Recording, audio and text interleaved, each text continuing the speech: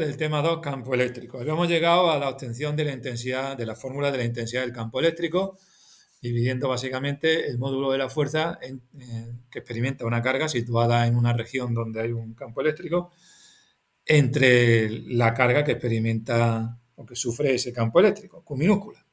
Esa carga Q minúscula, que se llama carga de prueba por convenio, se considera una carga positiva, ¿vale? A la hora de determinar direcciones, sentidos de fuerza y de campo eléctrico, pero evidentemente puede ser una carga también negativa. La cuestión es la siguiente. Si yo coloco una carga positiva en el punto P y la carga que origina el campo es positiva, la fuerza que va a experimentar la carga positiva es repulsiva, por lo tanto iría en el sentido de la flecha esta roja, en el mismo sentido que actúa el campo E.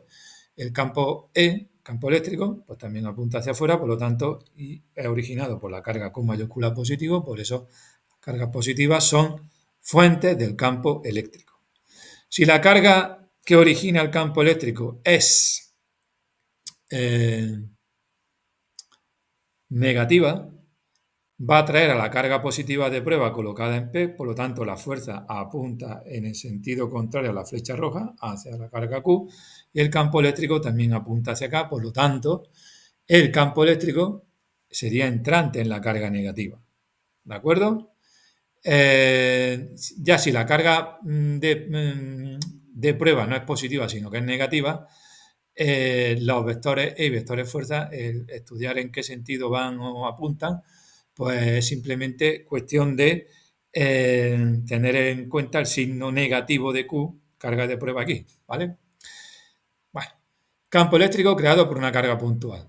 Campo eléctrico creado por una distribución discreta de cargas puntuales. Pues la intensidad del campo resultante en un punto concreto debido a la acción de varias cargas puntuales, 2 o más, pues será la suma de la suma vectorial de los vectores de intensidad de campo de cada una de las cargas individuales e independientemente, ¿vale? Entonces, si los vectores llevan direcciones diferentes, y habrá que descomponer los vectores en componentes X e Y, ¿de acuerdo? Para hacer la suma correctamente.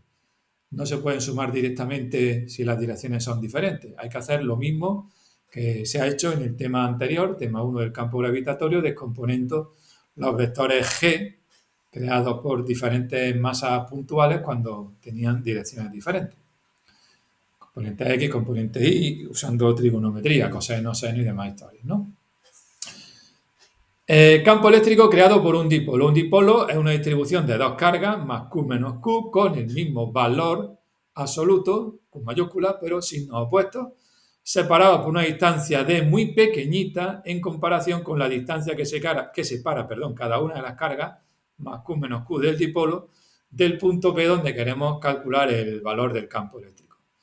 Esta distancia R tiene que ser mucho más grande que esta distancia D. Esto no está hecho a escala, digamos que las dos cargas tendrían que estar representadas más cerquitas y esto el punto P bastante más lejos, ¿vale? Pues bien, cuando tengamos esa distribución de carga y se cumplan estas condiciones, hablamos de que podemos representar o asociar a una magnitud a esa distribución de dos cargas, que se llama dipolo eléctrico, y la magnitud que se asocia es el llamado momento dipolar, P minúscula, vector, que es el producto de una de las cargas por el vector distancia, que va de la carga negativa a la positiva, de menos Q a más Q. La dirección de ese vector es la dirección de esta línea, que une ambas cargas.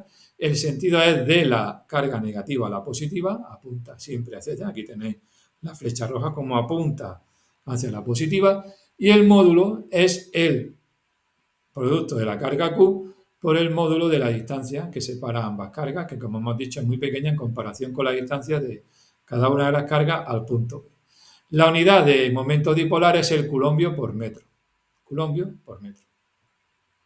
Entonces, ¿en qué punto es relativamente fácil calcular el valor del campo eléctrico creado por el dipolo? Pues sería en dos situaciones.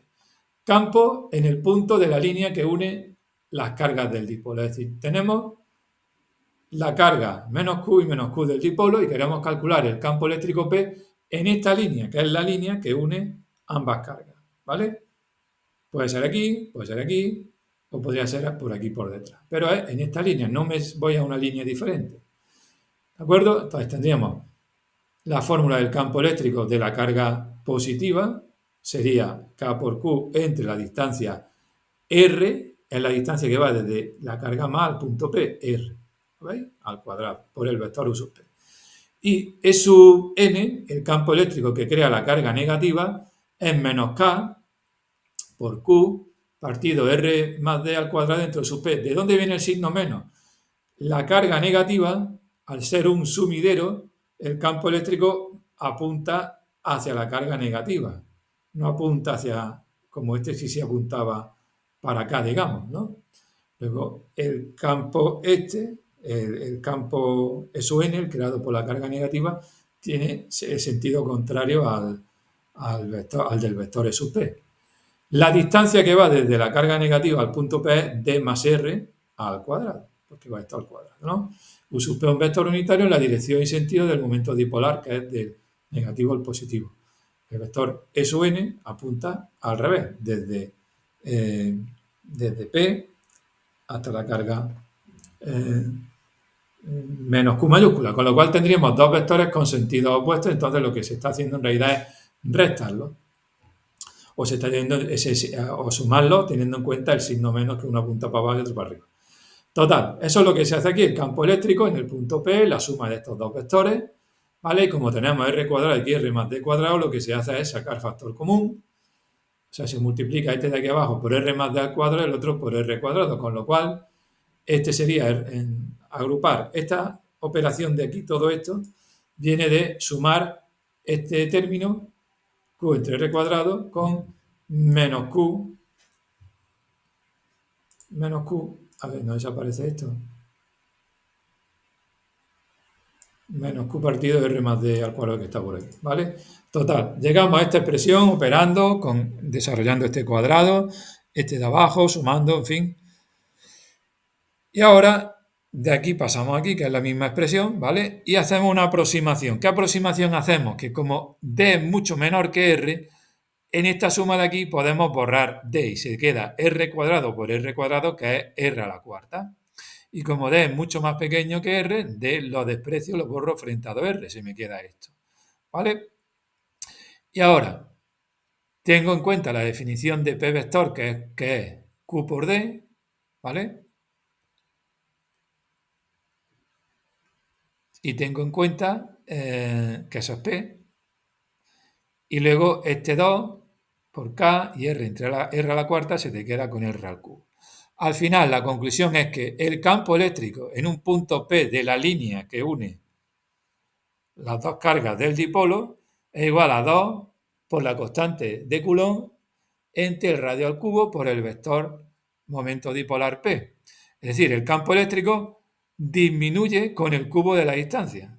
A medida que la distancia del punto P respecto a las cargas del dipolo aumenta, ¿vale? Respecto a la carga positiva en concreto, la distancia R, aunque como D es muy pequeño, R más D prácticamente es como si fuera R, porque D es muy pequeño frente a R, disminuye de esa manera, inversamente proporcional al cubo de la distancia R.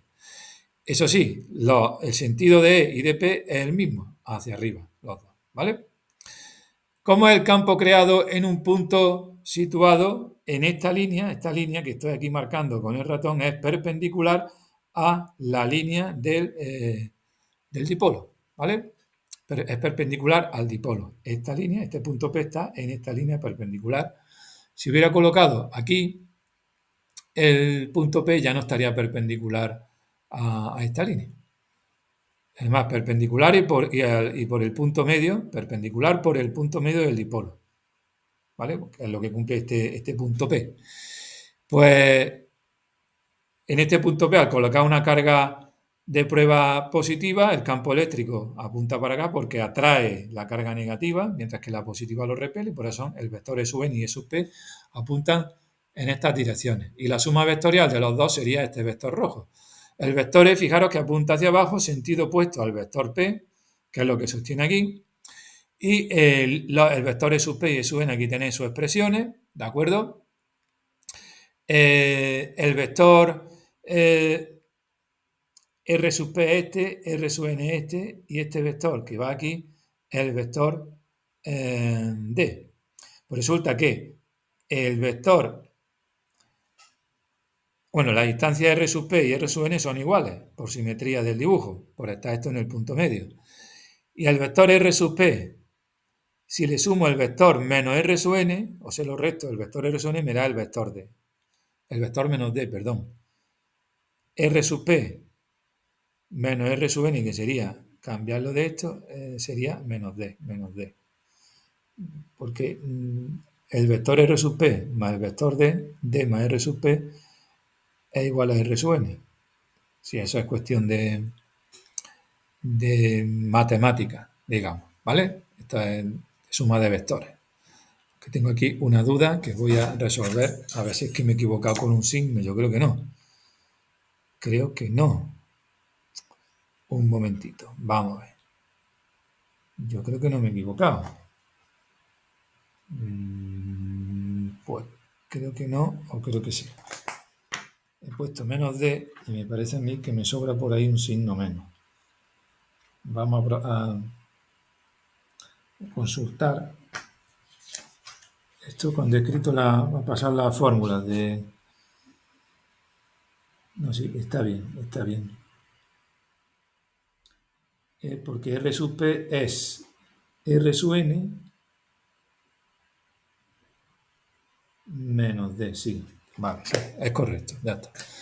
La cuestión está en que el vector E es la suma de E sub P más E sub N, como siempre. La suma de los dos campos eléctricos creados por cada una de las cargas por separado.